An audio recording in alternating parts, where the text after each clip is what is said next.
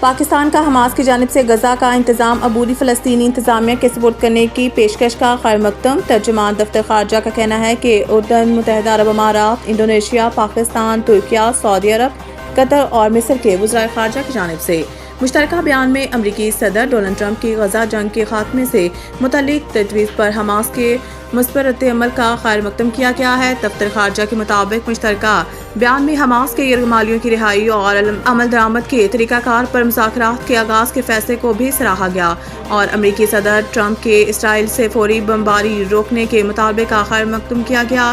ترجمان دفتر خارجہ کا کہنا ہے کہ متعلقہ ممالک کے وزرائے خارجہ نے خطے میں قیام امن کے لیے صدر ٹرمپ کی کوششوں کی تعریف کی۔ مشترکہ بیان کے مطابق یہ پیش رفتیں جامع پائیدار جنگ بندی کے لیے حقیقی مواقع فراہم کرتی ہے۔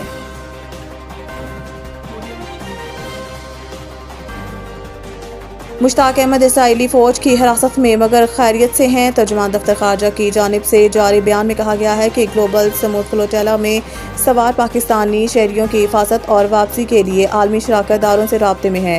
دفتر خارجہ کے ترجمان نے بتایا ہے کہ دوست یورپی ملک کی سفارتی ذرائع سے تصدیق ہوئی کہ مشتاق احمد فلسطین پر قابض اسرائیلی فورسز کی حراست میں ہے، تاہم ذرائع سے معلوم ہوا ہے کہ مشتاق احمد خان خیریت سے ہیں۔ ترجمان دفتر خارجہ نے کہا ہے کہ مقامی قانونی ضابط کے مطابق سابق سینیٹر مشتاق احمد کو عدالت میں پیش کیا جائے گا۔ عدالت سے ڈیپورٹیشن آرڈر جاری ہونے کے بعد ان کی واپسی فوری بنیادوں پر ممکن بنائی جائے گی۔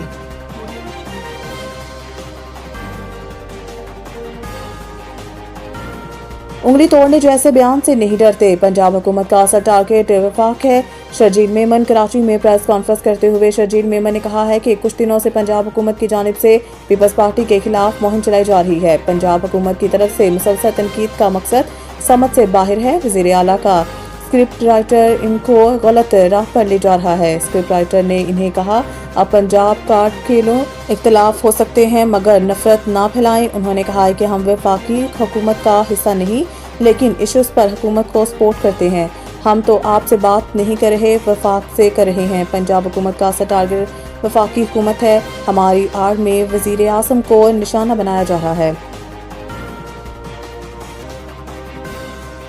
آزاد کشمیر میں زندگی معمول پر آ گئی، موبائل سروس بحال، بازار کھل گئے۔ عوامی ایکشن کمیٹی اور حکومت کے درمیان کامیاب مذاکرات کے بعد معمولاتی زندگی بحال ہو گئی۔ مظفر آباد، باغ، آزاد کشمیر اور دیگر علاقوں میں موبائل فون سروس بحال کر دی گئی ہے، جبکہ کاروباری مراکز کھل گئے ہیں اور ٹریفک معمول کے مطابق روان دوا ہو گئے۔ باغ، آزاد کشمیر میں بھی کاروباری مراکز مکمل طور پر کھل گئے ہیں اور سرکاری دفاتر میں ملازمین کی حاضری معمول پر آ گئی، جبکہ موبائل نیٹ ورک اور انٹرنیٹ سروسز مرحلہ وار بحال ہو رہی ہیں۔ پنجاب کے مختلف شہروں میں آندھی اور موسلادھار بارش، متعدد علاقوں میں بجلی معطل۔ صوبائی دارالحکومت لاہور میں مختلف علاقوں میں طوفانی بارش، شہریوں نے گرمی سے نجات پر خوشی کا اظہار کیا مگر بجلی بندش پر پریشانی بھی نظر آئی۔ اوکاڑہ، ساہیوال، پاکپتن اور قصور میں گرج چمک کے ساتھ طوفانی بارش ہوئی جس سے گرمی کا زور ٹوٹ گیا۔ شہریوں نے موسم کی تبدیلی کو خوش آئند قرار دیا۔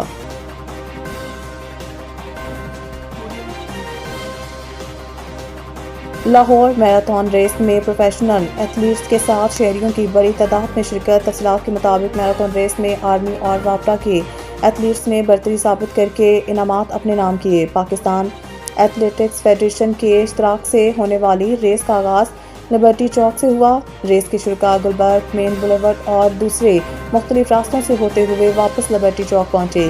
21 کلومیٹر کیٹیگری میں مردوں میں سہیل عامر فاتح رہے، انہوں نے 1 گھنٹہ 8 منٹ اور 30 سیکنڈ میں مقررہ فاصلہ طے کیا۔ خواتین میں ماریہ بی بی نے پہلی پوزیشن حاصل کی۔ آرمی کے اختر علی نے 10 کلومیٹر ریس جیتی۔